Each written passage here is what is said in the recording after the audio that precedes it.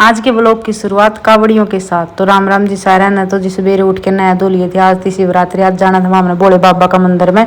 तो मैंने साथ में ले ली थी मोड़ी और सिंदूर, क्योंकि आज मेरा भाई कावड़ ले आता था, हमने उसका टिक्का करना था। फिर चुटकला नु का मैंने भी ले जो।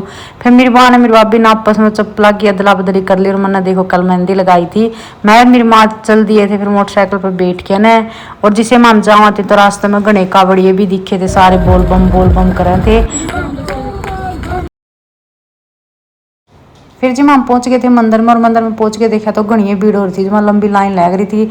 लाइन में लैग के मामे आ गए थे थोड़े बाबा भोले का दौरा। फिर इतना में आ गए थे कावड़िए। फिर माँ पहले इनकी कावड़ चढ़ेगी।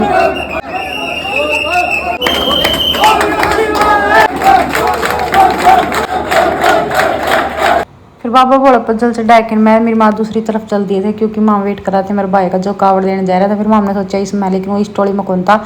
फिर थोड़ी देर पाछे देखा तो दूसरी टोली मान लग रहा है।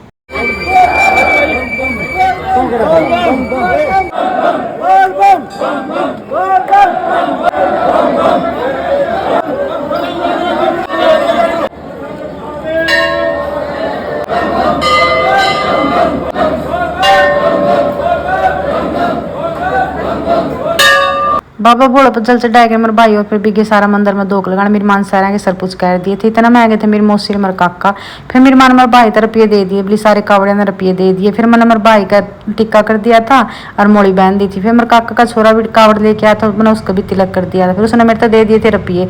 सारा कार्यक्रम कर्म करके माँ में आने लग गए। उल्टे ग्रां उल्टे आते तो रास्ते में भी घनी कावड़िया दिक्कत थे, सारे बोल बम कर रहे थे, जमा घना आनंद आया था। फिर घर आके माँ ने बना दी थी बिना लहसुन प्याज की मेरे भाई खातर रोटी। और मेरी माँ इधर नहाने लगी थी चुटकुला ने।